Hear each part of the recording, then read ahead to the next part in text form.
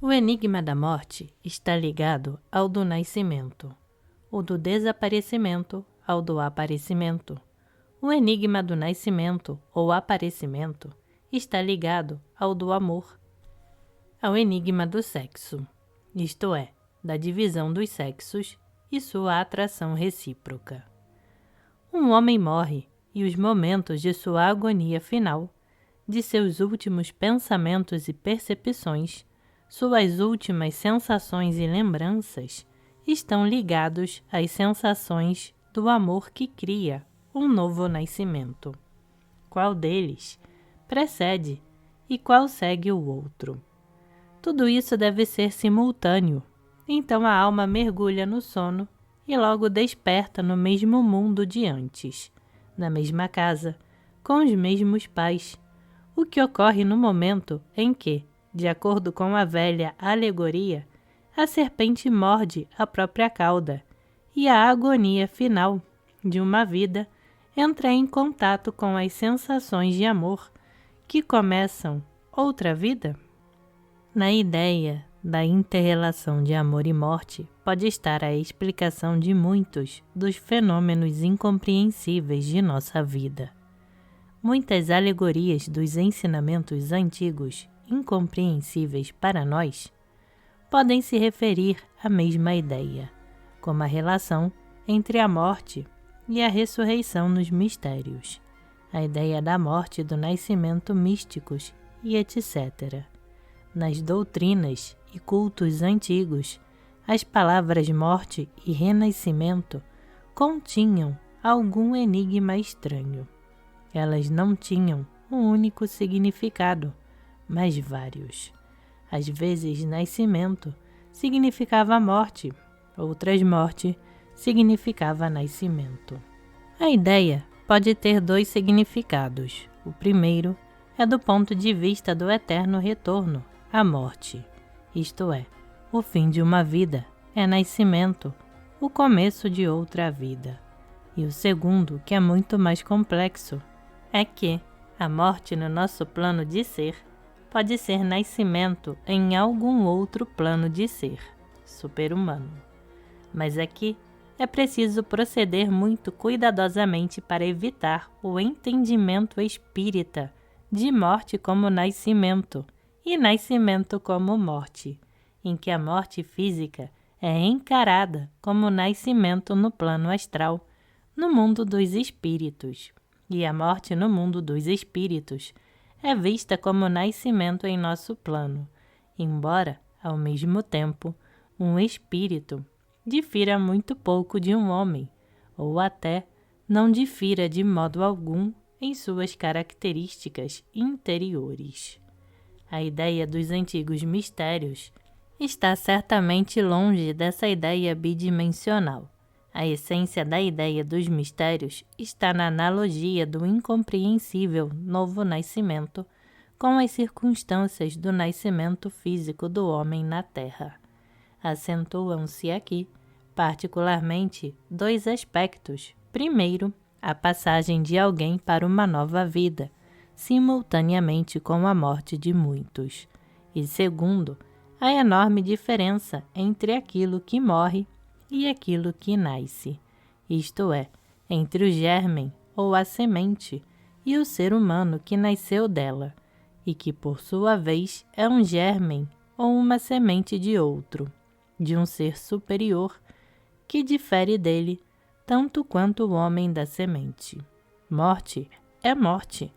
Morte não é nascimento, mas a morte encerra a possibilidade do nascimento.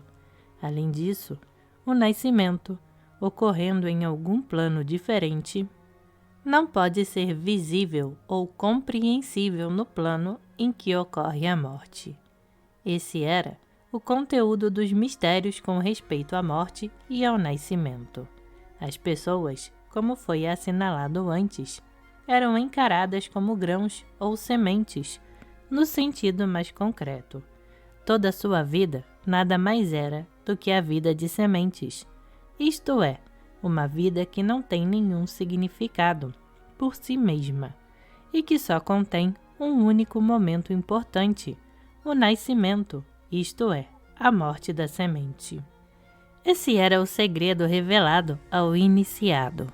A ideia era que, tomando conhecimento desse segredo, isto é, tendo-o compreendido e percebido plenamente, o homem não poderia mais continuar sendo como era antes. A nova compreensão começava a guiar por si mesma, interiormente, a dar um novo significado à vida inteira e a guiar sua própria vida e atividades por um novo caminho. Se pudéssemos aceitar a ideia do homem como uma semente e obter confirmação disso como teoria, tal coisa mudaria radicalmente todas as nossas concepções do homem e da humanidade e explicaria imediatamente muitas coisas, sobre as quais anteriormente conjecturávamos apenas vagamente. A vida que conhecemos não contém em si mesma nenhum objetivo. É por essa razão que há tanta coisa estranha, incompreensível e inexplicável nela. E, na verdade, ela não pode ser explicada por si mesma, nem seus sofrimentos ou alegrias, nem seu começo ou seu fim, nem suas maiores realizações significam nada. Tudo isso é ou uma preparação para alguma outra vida futura, ou simplesmente nada. A vida aqui, no nosso plano, não tem por si mesma nenhum valor, nenhum significado e nenhum fim. Ela é curta, irreal, efêmera, ilusória demais para que se exija alguma coisa dela, se construa alguma coisa baseada nela, se crie alguma coisa a partir dela. Todo o seu significado se encontra numa outra vida, nova, futura, que sucede ao nascimento. Não parece ser esse o significado interior das doutrinas religiosas de origem esotérica, sobretudo do cristianismo? E não explicará isso tudo que nos surpreende de maneira especial na vida, como incongruente e incompatível? Se nós, a humanidade, somos apenas sementes, germens, não pode, nem possivelmente poderia, haver nenhum significado em nossa vida neste plano. Todo significado se encontra no nascimento noutra vida, uma vida futura. Mas o nascimento, naquele plano, isto é, no plano de um novo nível de ser desconhecido, não é acidental nem mecânico. Esse novo nascimento não pode ser o resultado de causas e condições exclusivamente externas, como parece ser o nascimento no nosso plano de ser. O novo nascimento é uma questão de vontade, de desejo e esforços do próprio grão. Essa era a base da ideia da iniciação, que levava ao nascimento, e também da ideia da salvação e da obtenção da vida eterna. Vida eterna é uma expressão que tem vários significados, que parece conter uma contradição.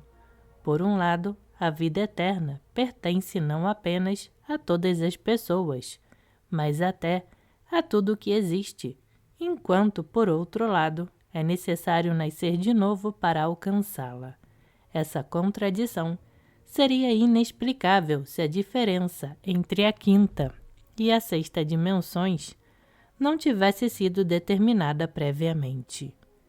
Ambas são eternidade, mas uma repetição inalterável, sempre com o mesmo fim, e a outra é a fuga dessa repetição.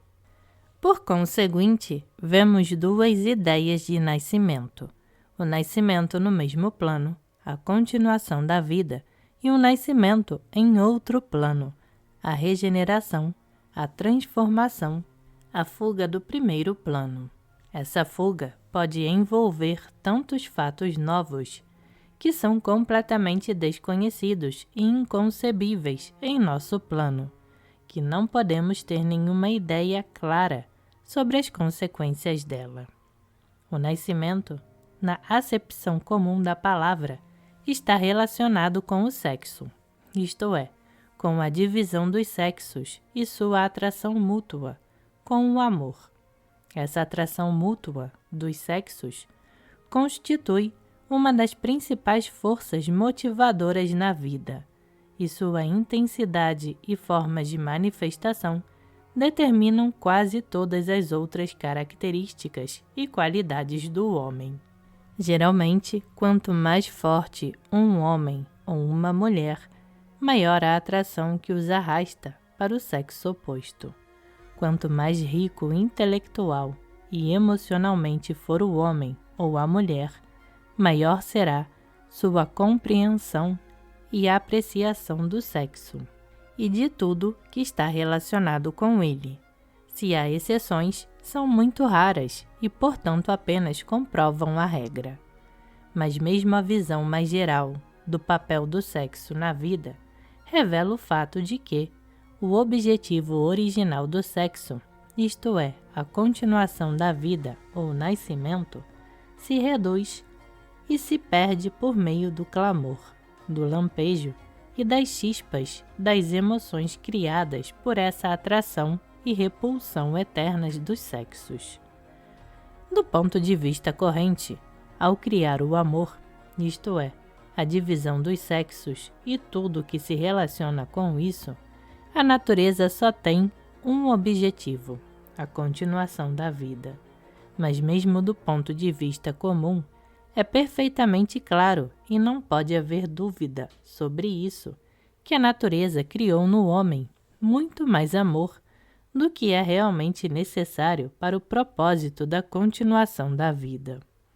Todo esse excedente de amor deve ser consumido de algum modo, e, nas condições ordinárias, ele é consumido transformando-se em outras emoções e tipos de energia, muitas vezes contraditórios, nocivos do ponto de vista da evolução, patológicos, incompatíveis mutuamente e destrutivos.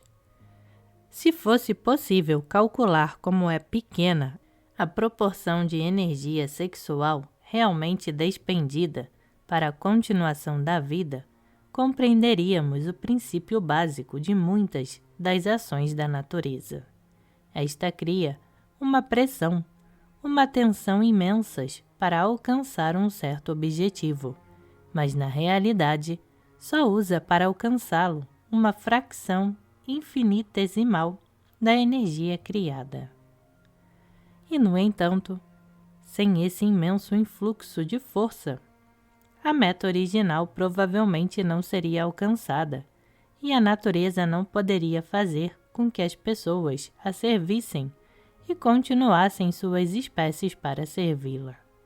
Elas começariam a barganhar com a natureza, a impor condições, a exigir concessões, a pedir atenuantes, e a natureza teria que se submeter. A garantia contra isso é o excesso de energia que cega o homem, torna-o escravo, força-o a servir aos propósitos da natureza, acreditando que serve a si mesmo, às suas próprias paixões e desejos, ou pelo contrário, faz o homem acreditar estar servindo aos propósitos da natureza, quando na realidade atende às suas próprias paixões e desejos.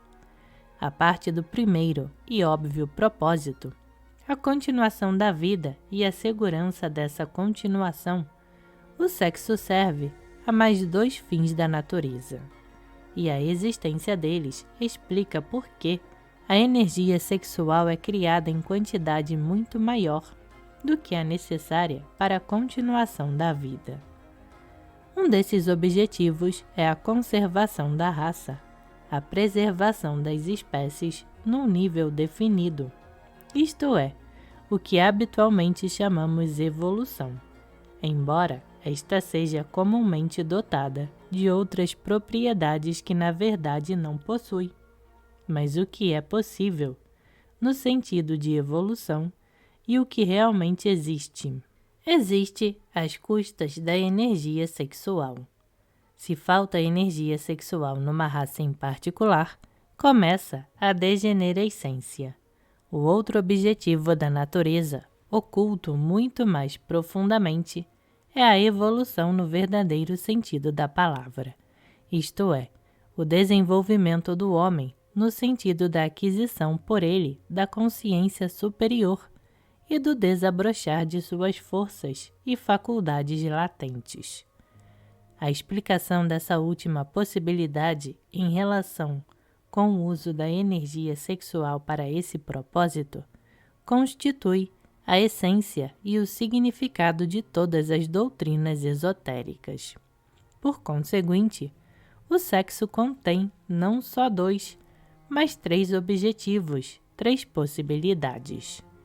Antes de passarmos ao terceiro objetivo, isto é, a possibilidade de evolução real, ou a obtenção da consciência superior, examinaremos a segunda, ou seja, a preservação das espécies. Se tomamos o homem e tentamos determinar, com base em todos os nossos conhecimentos biológicos, o que nele é a indicação da raça, isto é, a preservação das espécies, obteremos uma resposta exata e muito significativa.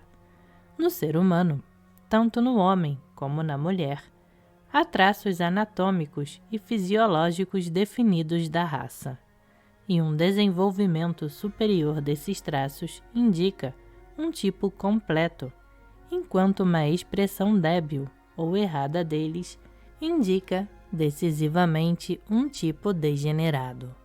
Esses traços são chamados caracteres sexuais secundários. Esse é um nome atribuído aos traços e qualidades que, embora não indispensáveis à existência normal das funções sexuais, ou seja, todas as sensações e fenômenos relacionados com essas funções, estão, porém, estreitamente relacionados com os caracteres primários. Isso se revela no fato de que os caracteres secundários dependem dos primários, isto é, modificam-se imediatamente, enfraquecem-se ou até desaparecem no caso do enfraquecimento das funções diretas ou dano dos órgãos sexuais, ou seja, no caso da mudança dos caracteres primários. Os caracteres secundários são todos aqueles que, ao lado dos próprios órgãos sexuais, tornam o homem e a mulher diferentes um do outro. Eles são a diferença das linhas do corpo, independente da estrutura anatômica do esqueleto, uma distribuição diversa dos músculos e da gordura no corpo, a diferença de movimentos, da distribuição do cabelo no corpo, da voz, dos instintos, sensações, gostos, temperamento, emoções, reação aos estímulos externos e etc. E, além disso, uma mentalidade diferente, tudo que constitui a psicologia feminina e a masculina. A biologia acadêmica não dá suficiente importância ao estudo dos caracteres secundários, e há uma tendência a limitar a aplicação desse termo apenas às características muito estreitamente ligadas às funções sexuais. Mas na medicina, o estudo dos caracteres secundários e de suas alterações serve muitas vezes como base para a distinção correta de vários estados patológicos e para um diagnóstico preciso. Estabeleceu-se, fora de qualquer dúvida, tanto para o homem como para a mulher, que um enfraquecimento ou uma mudança anatômica das partes essenciais dos órgãos sexuais ou seu dano leva a uma alteração completa do tipo externo e a uma mudança nos caracteres secundários, diferentes para os homens e as mulheres, mas em ambos os casos, seguindo um certo sistema definido. Quer dizer, no homem, o dano a seus órgãos sexuais e a perturbação de suas funções fazem com que ele se pareça ou com uma criança ou com uma velha, e numa mulher, a mesma coisa faz com que ela se pareça com um homem. Isso possibilita a conclusão inversa, a saber, que um tipo que difere do normal, isto é, um homem com os traços, propriedades e caracteres de uma mulher, ou uma mulher com os traços, propriedades e caracteres de um homem, indica, em primeiro lugar, degenerescência e, em segundo, desenvolvimento incorreto, isto é, geralmente subdesenvolvimento dos caracteres primários. Assim, o desenvolvimento normal do sexo é uma condição necessária para um tipo corretamente desenvolvido, e a abundância e a riqueza dos caracteres secundários indicam um tipo ascendente e aperfeiçoado. O declínio do tipo, da raça, significa sempre o enfraquecimento e a alteração dos caracteres secundários, isto é, o aparecimento de caracteres masculinos na mulher e de caracteres femininos no homem. O sexo intermediário é o fenômeno mais característico de degenerescência. O desenvolvimento normal do sexo é necessário para a conservação e aperfeiçoamento da raça. É perfeitamente claro o segundo objetivo da natureza, que é alcançado nesse caso. E é claro que o excesso de energia sexual é usado precisamente para o aperfeiçoamento da raça.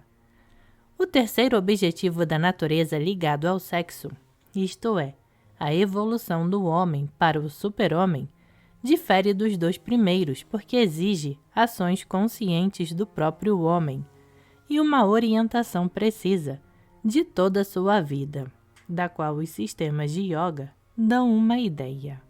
Quase todas as doutrinas ocultas que reconhecem a possibilidade da evolução ou transformação do homem veem a base dessa transformação possível na transmutação, ou seja, na conversão de certas matérias ou energias em matérias ou energias completamente diferentes, neste caso, na transformação da energia sexual em energia de uma ordem superior.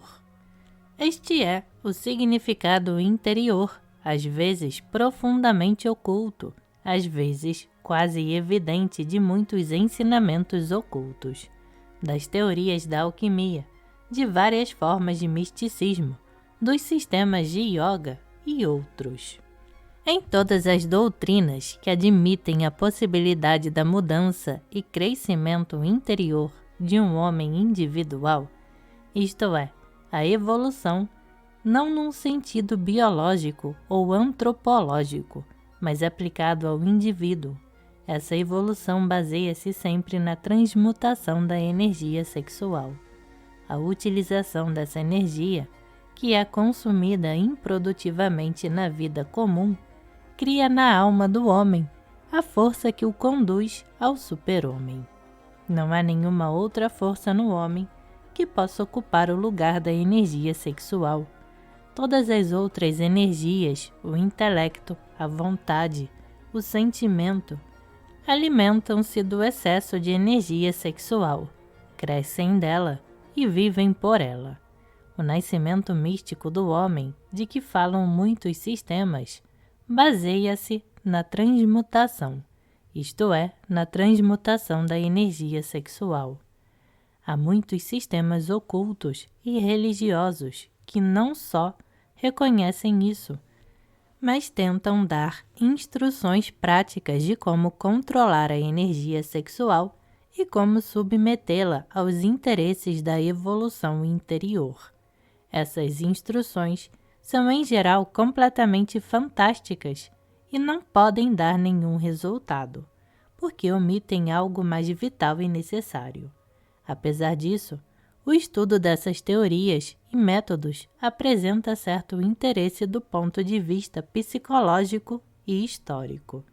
Mas antes de chegar ao estudo das ideias de transmutação, tanto na sua forma correta, oriunda das raras fontes existentes, como na sua forma errada, oriunda das fontes muito numerosas, é necessário esclarecer certos aspectos da biologia e funcionamento do sexo quando ele cumpre os dois primeiros desígnios da natureza.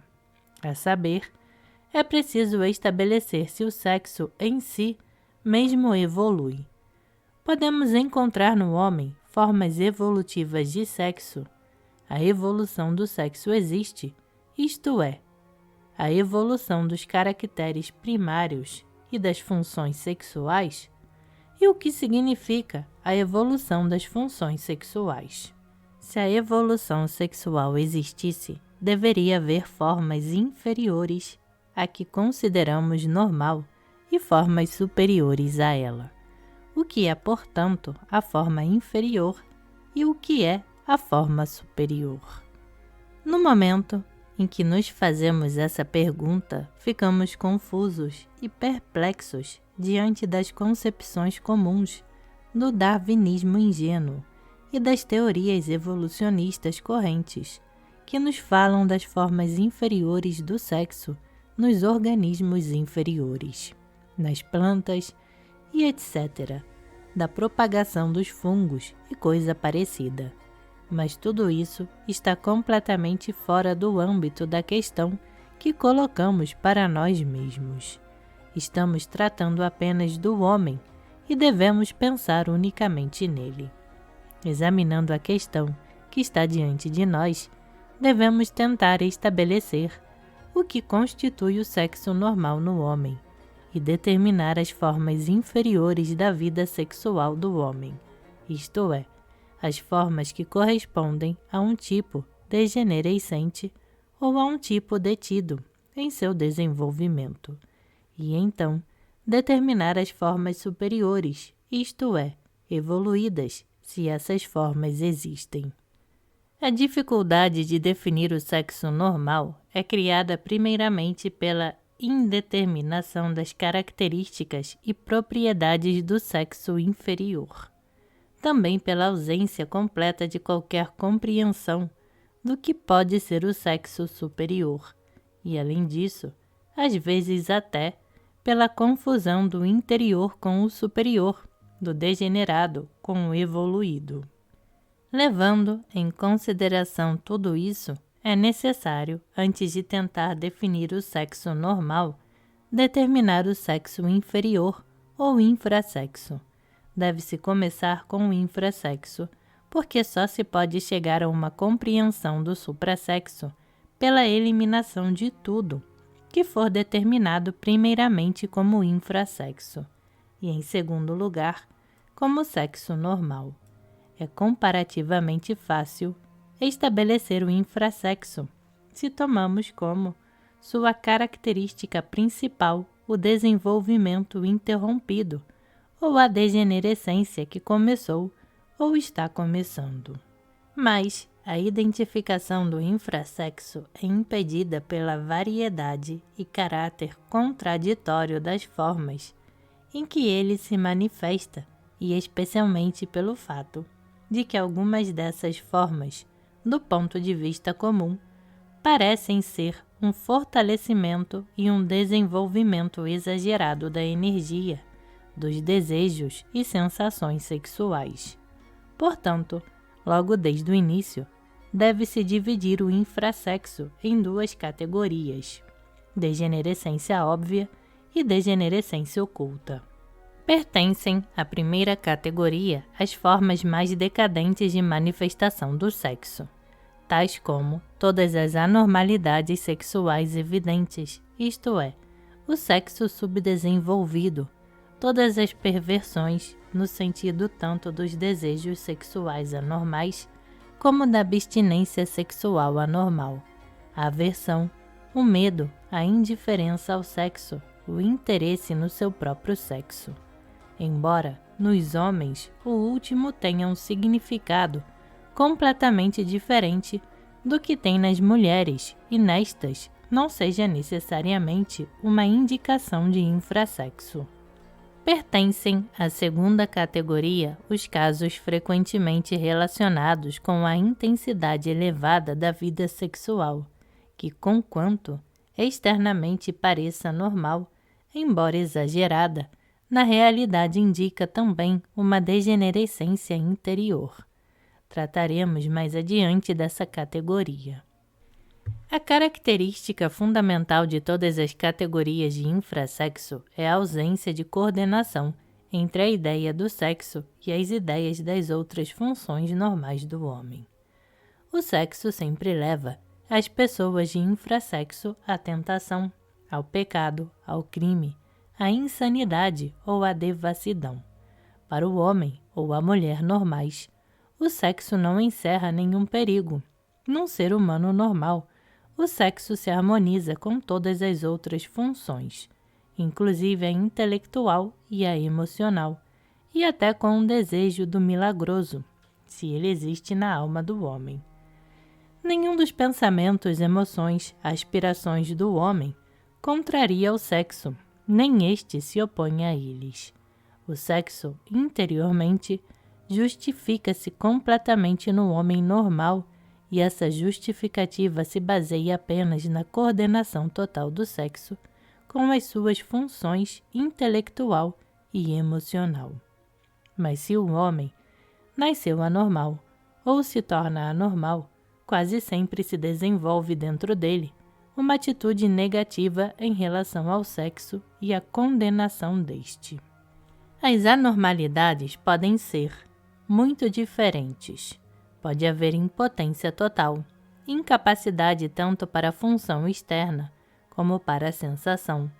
Pode haver a capacidade para a sensação relacionada com a incapacidade para a função externa, isto é, a presença de desejos, mas a impossibilidade de satisfazê-los. Pode haver a capacidade para a função externa, com a ausência completa de sensação. Pode haver a capacidade para a sensação apenas na condição de funções externas anormais. Em todos esses casos, as sensações sexuais são acompanhadas de um sentimento de desarmonia entre o sexo e outros aspectos da vida interior, especialmente os superiores, ou os que são considerados superiores. E como consequência, surge uma não compreensão do sexo, o terror e a aversão a ele. O infrassexo, que condena o sexo e o repele como um delito, representa um fenômeno muito curioso na vida e na história da humanidade. Nesse caso, o sexo e tudo o que se refere a ele é declarado pecado. A mulher é um instrumento do demônio, o homem é o demônio, o tentador. O ideal de pureza é impotência sexual, infantil, senil ou patológica, que nesse caso se manifesta em abstinência, tomada por um ato de vontade, ou em falta de interesse pelo sexo, explicada pela prevalência de outros interesses espirituais. Nas pessoas de infrassexo, o sexo, e às vezes mais facilmente subordinado às tendências intelectuais e emocionais, geralmente de caráter negativo, do que num homem ou numa mulher normais. O sexo não tem nenhuma existência independente num ser de infrassexo, ou de qualquer modo, difere muito do sexo num homem ou numa mulher normais. Um homem normal, portanto, parece a uma pessoa de infrassexo como possuído de alguma força incompreensível e hostil, e esta considera ser seu dever lutar contra essa força nas outras pessoas, porque acredita que a venceu em si mesma. E isso explica realmente todo o mecanismo da influência que o infrassexo tem na vida. Entre as outras pessoas, as de infrassexo parecem as mais morais. Na religião, as mais santas. É fácil para elas serem morais e santas, é claro, que se trata de pseudo-moral e pseudo-santidade, mas as pessoas vivem, geralmente com pseudo-valores, e só raríssimas desejam encontrar valores reais. É necessário compreender que quase toda a moral que foi imposta à raça humana, quase todas as leis que controlam a vida sexual, quase todas as restrições que dirigem a escolha e a decisão das pessoas nesses casos, todos os tabus, todos os medos, tudo isso originou-se do infrassexo. Este justamente devido à sua diversidade do sexo normal, à sua incapacidade de se tornar normal e à sua não compreensão do sexo normal. Começou a se considerar superior e ditar leis a este. Isso não quer dizer que tudo é moral, todas as leis e restrições referentes ao sexo estejam erradas. Mas, como sempre acontece na vida, quando ideias justas se originam de fontes erradas, ao lado do que está certo, elas carregam consigo uma porção de coisas erradas, que contrariam a essência fundamental delas, ocasionando novas confusões e complicações. A menos que nos coloquemos num ponto de vista mais amplo e nos dermos conta de que, de fato, toda a história da humanidade nada mais é que o predomínio das formas patológicas sobre as normais, será impossível encontrar nela um exemplo mais surpreendente de formas patológicas, legislando para formas normais. Além disso, é muito característico que, enquanto o infrassexo coloca continuamente sob suspeita e condena impiedosamente o sexo normal e suas manifestações, mostra muito mais tolerância em relação às formas pervertidas, patológicas. Desse modo, o infrassexo encontra sempre uma desculpa e uma justificativa para as pessoas de sexo intermediário e suas tendências, assim como para várias formas anormais de satisfação sexual. É claro que as pessoas de inclinações anormais são, por essa mesma razão, pessoas de infrassexo, mas não se dão conta disso e muitas vezes ficam indiscutivelmente orgulhosas de sua diferença das pessoas de sexo normal, que elas consideram grosseiras e animais, sem o refinamento que atribuem a si mesmas. Há até teorias que encaram o sexo intermediário como resultado da evolução. Tudo o que se disse até agora refere-se apenas a uma categoria de infrassexo, embora nessa categoria possam ser vistas claramente várias formas, desde a impotência até a homossexualidade. A outra categoria de infrassexo não abrange quer a impotência, quer as inclinações antinaturais, e como foi assinalado antes, as manifestações dessa categoria, exceto as extremas, que estão no limite da insanidade patente, não são geralmente consideradas anormais. Os fenômenos dessa categoria podem ser divididos em dois grupos. Pertencem ao primeiro as manifestações sexuais coloridas, com o que podemos chamar a psicologia do lupanar, e ao segundo as caracterizadas por sua relação estreita com as emoções opressivas e mórbidas de um caráter violento ou desanimado. Ambos os grupos podem ser explicados pelo fato de que o sexo e tudo que lhe diz respeito tem a capacidade de se ligar aos aspectos mais contraditórios do ser humano. No primeiro grupo, o sexo está relacionado com o que existe de mais baixo no homem. Para esse homem, o sexo está envolto numa atmosfera de imundície.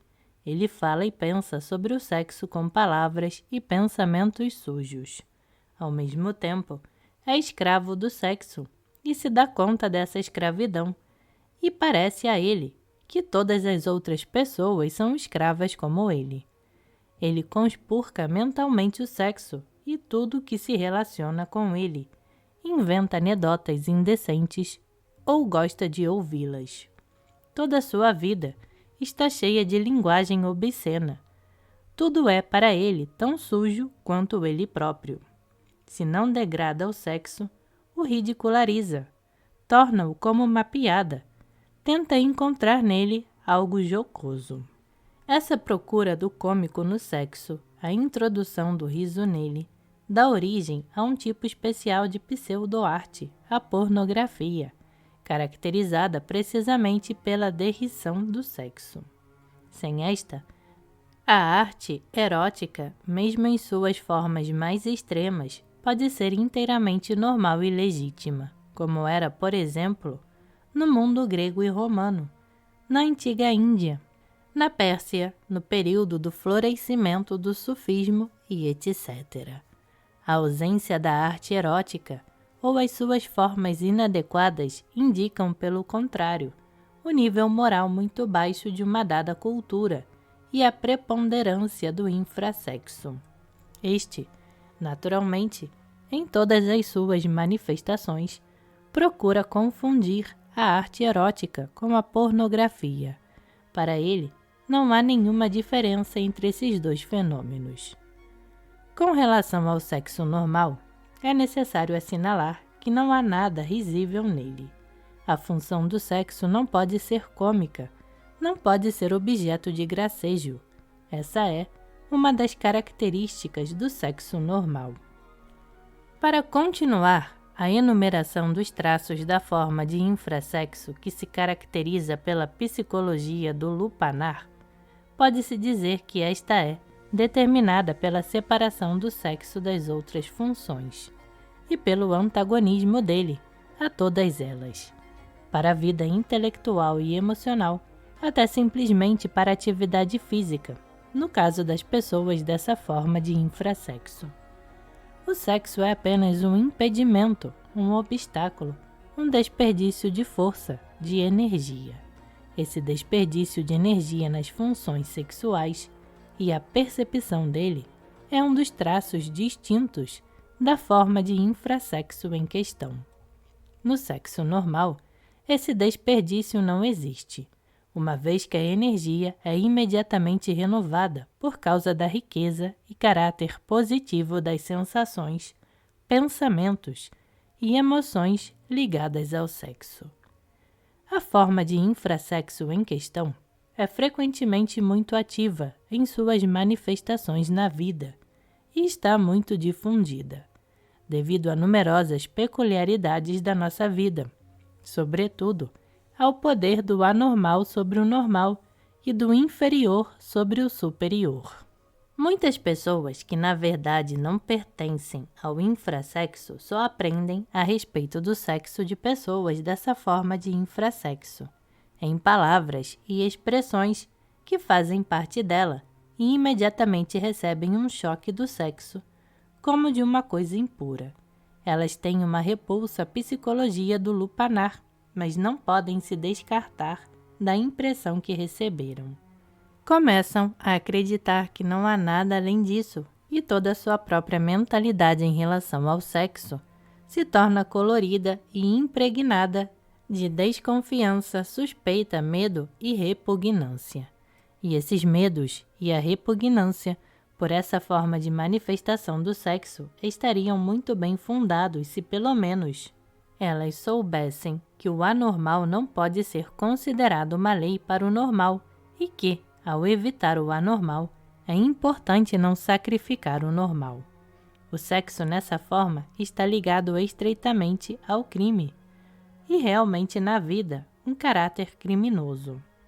Tendências criminosas são raramente encontradas sem ser na forma de infrassexo.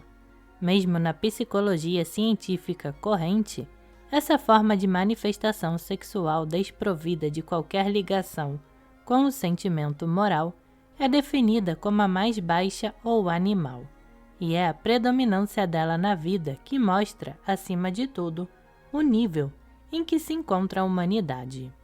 No segundo grupo de manifestações dessa categoria de infrassexo, isto é, naquele em que as funções sexuais não diminuíram, mas pelo contrário, até aumentaram em comparação com o normal, o sexo está ligado a tudo o que é violento e cruel no homem. O homem dessa forma de infrassexo parece estar continuamente à beira de um precipício. O sexo e todas as emoções que pertencem a ele se tornam, nesse homem, ligados inevitavelmente à irritação, suspeita e ciúme. A qualquer momento ele pode se encontrar completamente possuído por um sentimento de injúria, orgulho, ofendido, um sentido assustador de posse, e não há nenhuma forma de crueldade e violência de que não seja capaz para vingar sua honra ultrajada ou sentimentos feridos. Todos os crimes passionais, sem exceção, pertencem a essa forma de infrassexo.